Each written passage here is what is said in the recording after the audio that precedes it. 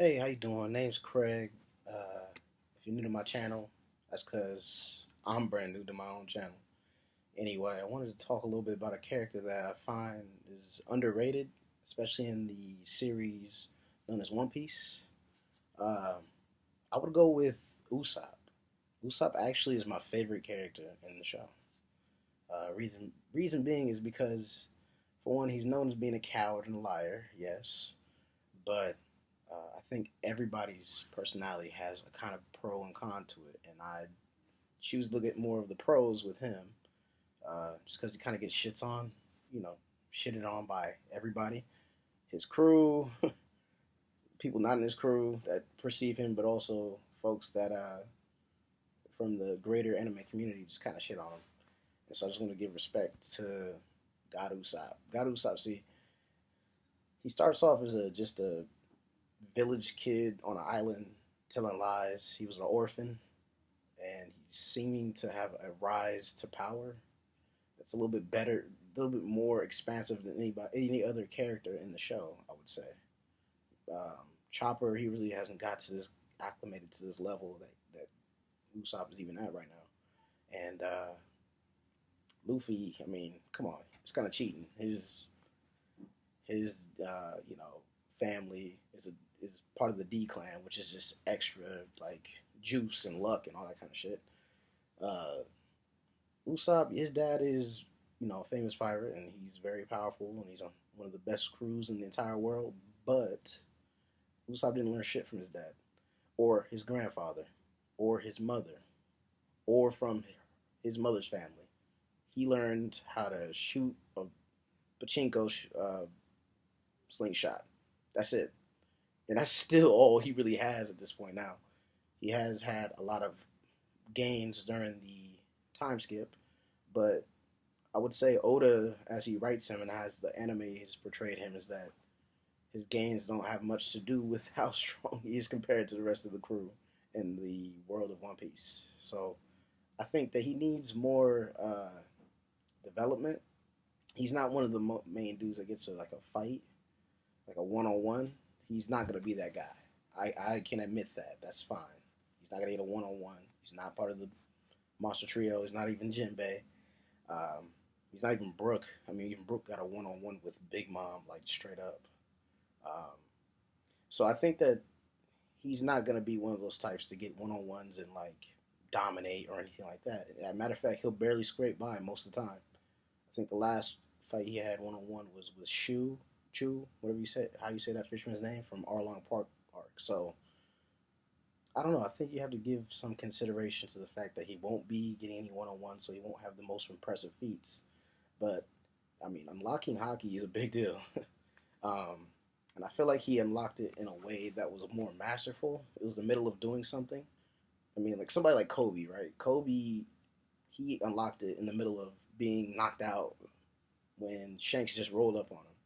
Kind of like a Nin awakening in Hunter x Hunter or something. Like he was close contact and then bam, he got hit.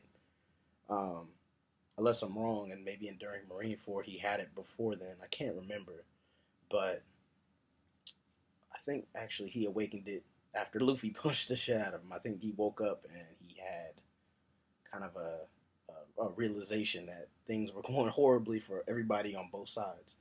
Anyway, back to Usopp. So his kind of conquer hockey is different from your average perceiving where people are right next to you and when how they're going to attack.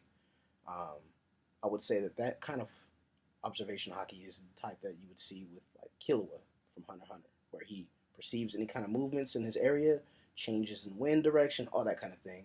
He feels it and then he just kind of changes. Kind of like he uses in in a way.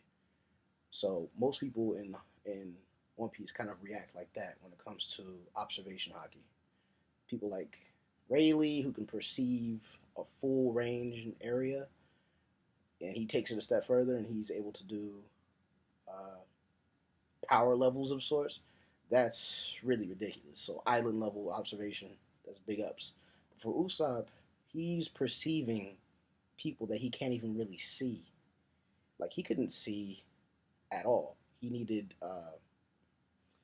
Viola to show him where to shoot his um, bagworm missile, and he needed a lot of help before that. But during the actual act of doing it, it seemed like he imagined where he was going to aim, and he imagined what was on the other side, and it just popped up in his head. And as you know, one of Usopp's traits that has become big as a theory for the story is his lies becoming truth throughout the story. And he does this unintentionally a lot, but you can think that his will, in a way, creates these things into reality. It wouldn't be far fetched to think that somebody like Im Sama, who people see as the final villain of the story, has some kind of power that's similar to Usopp's, but it's different because he knows how to use it. He knows what was going on. He probably had something to do with the ancient kingdom. Usopp does not. Not to say Usopp's not connected to the ancient kingdom at all. As a matter of fact, he might be those characters that meets Vegapunk one day. Most people say Frankie. They think that Frankie would have that interaction with Vegapunk like just straight out. But honestly, I think that it would be more impactful for Usopp. And let me just kind of go back to one thing that I've noticed about Usopp early on in the series. So when they first got to Subodi Archipelago, I say Subodi. Some people say Shabodi and all that, but I say Subodi. He met Rayleigh, right, in the room. I mean, in the auction house. They didn't really talk very much. But when he got back to Shaggy's bar, he seemed to be amazed. For one, everybody was amazed about Rayleigh's connection to Goldie Roger. But also, he was curious to know more. And I think that people like Vegapunk, people like Fujitora, people like Dragon, um, they all have a connection to knowing the true history. Vegapunk in particular because he knows about some kind of technology that was there as he was a child. There was some kind of technology that was available when he was a child that was a framework. He couldn't just think ahead unless he came from the future. He couldn't think ahead and have all these gadgets and all these inventions and all these kind of science experiments that he thought of without a framework. I think that either there was somebody that was from the future or had a story linking back to the past, um, but had some kind of influence with the ancient kingdom, and so that's why Vegapunk had a framework to work off of, some kind of gadget that not started it off, something really small and insignificant, but had a very unique and complicated power system. Um, Something probably not that was man-made, and it wasn't something that was something natural like transponder snails and things like that.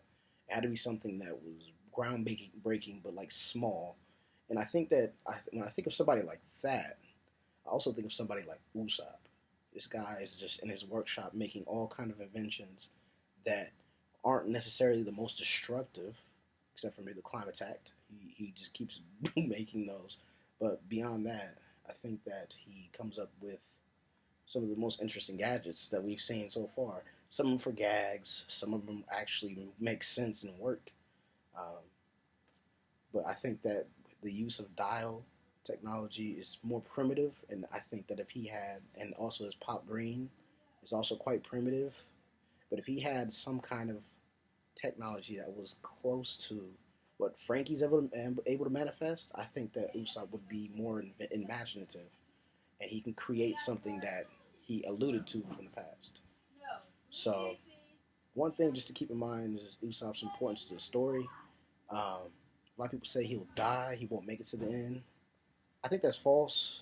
I would say that he definitely is going to make it to the end, and he's going to live up to the moniker that he has in his mind, which he's going to create. Um, it's not going to be Soge King. It's not going to be God Usopp either. I think there's something even bigger that he's going to put out, and I think the one main one that he's going to come up with is Captain Usopp. Captain Usopp has been there since the beginning of the whole story, since we've been introduced to uh, Usopp. Captain Usopp, the name Captain. So the way it is that once the One Piece is found, and hopefully it's Luffy that finds it, right? Uh, he might have this incurable disease where he won't be able to continue, and each of his crewmates might either become captains or vice captains to each other after Luffy passes. Because Luffy, at some point when he learns the history, is gonna lose his smile and his enthusiasm. That means he loses his luck. I'm kind of basing this off of the most recent chapter, um, One Piece chapter 190, 930. I mean, in which in Ibusu town where Toniyasu is from, where Zoro is currently at, they say that everybody smiles, and if they don't smile, they might lose the luck they have. Even if they have bad luck right now, they want the luck. They want to continue to keep their luck. Um, you see it with a Rouge. A Rouge is a dude that pretty much lives with a smile on his face. But his devil fruit is about karma, and so he needs to have some bad luck to retaliate with more bad luck towards his opponents, things like that. So, but if you lose that smile, that's the end. And if Luffy gains his dream and then finds out that his dream really doesn't mean much until he completes the history and ancient history, he might not make it. Honestly, I think that Luffy will be the one to die in the crew first. Um, Very parallel to Roger. And I could be wrong. It's a big speculation and step.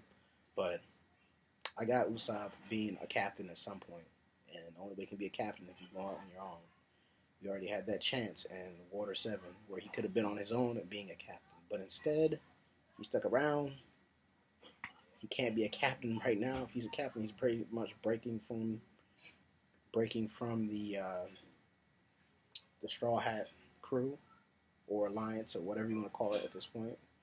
Um, so I think that he something will happen to Luffy. It's already been pre, you know, foreshadowed by Oda and all that. Anyway, that's all I wanted to share. We'll do a part 2 to this video, and I'll have a little bit more concrete evidence. Thank you for watching. Have a good day. Subscribe. Like if you do. Just like if you don't like it, you know what I mean? I could definitely up the production value. Have a good day.